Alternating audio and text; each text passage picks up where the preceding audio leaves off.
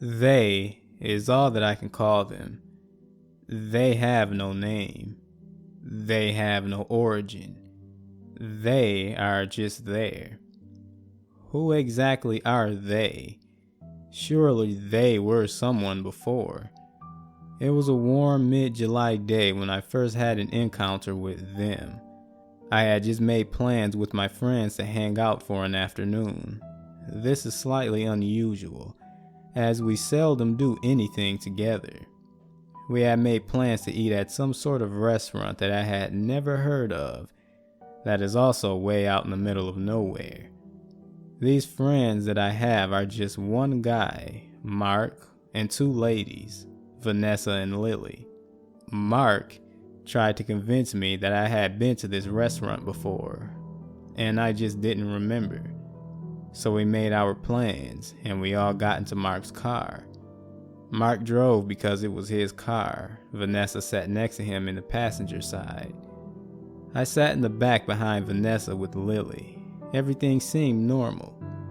It was July and we were in the middle of a drought. All we could see on the way to the restaurant was dried up farmland and rotting barns. No one was out because of the heat. The whole trip up was very pleasant. The radio was blasting Great White and Led Zeppelin. We were all laughing and telling jokes and stories about our lives. After driving for about an hour, we had reached our destination. There was the restaurant. Very small, but also well maintained, unlike the neighboring houses.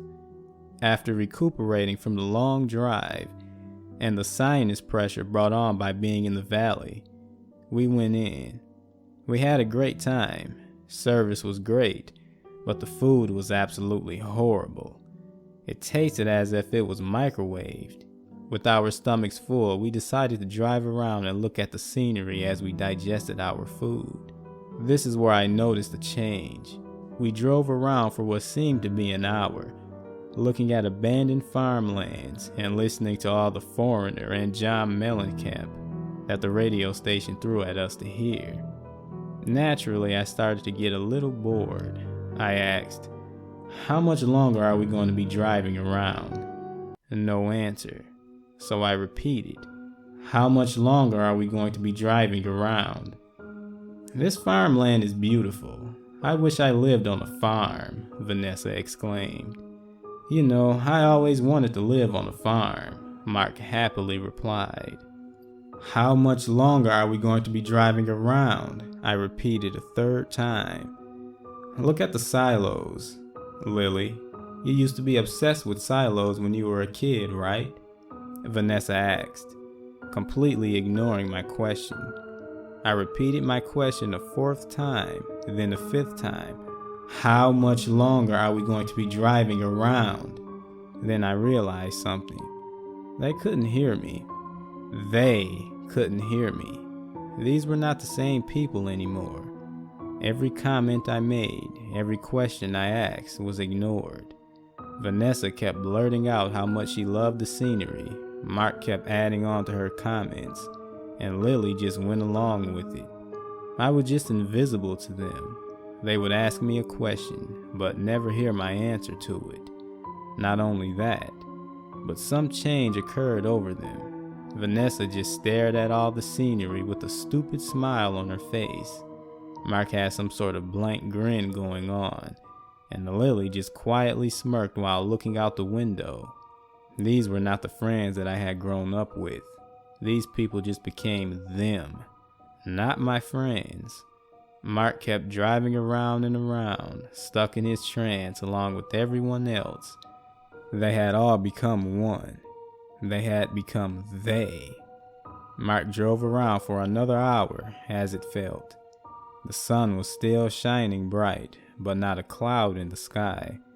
All the farmland plots looked exactly the same as the farmland plots next to it, until we came across an abandoned church-like building. This building looked a lot like a church, but it was about the size of an old one-room schoolhouse. Mark screeched to a stop. He wanted to check it out. "Hey guys, let's check this out," he practically shouted. "No, what if someone is there and they yell at us?" Vanessa said with a sudden tone of concern. No, I replied.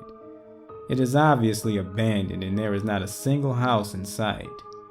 Of course, they did not hear me, and Vanessa complained as Mark stupidly drove around the building over and over until he came to a decision. Lily, still staring blankly outside with that smirk on her face, pretty much repeated what I had said earlier about no one being there. See, Vanessa? Mark replied. Lily knows everything. Why didn't anyone bring that up before I circled this building 5 times? We pulled over onto the side of the road. Still nobody at all. The entire time we drove, no one was around, and it was just about a rush hour. We pulled over on the side of the road. Still nobody at all. The entire time we drove, no one was around, and it was just about rush hour. I got out first, and then they got out. I went up to the building along with Mark, while Vanessa and Lily stood back.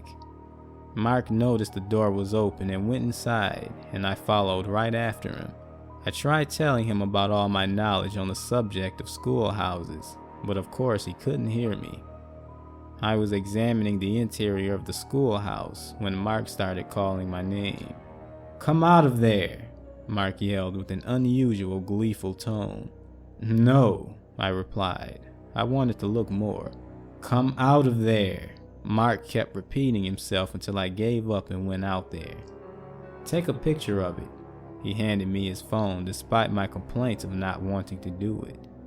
I took the picture and we got back into the car, and the same thing happened just like the entire trip there.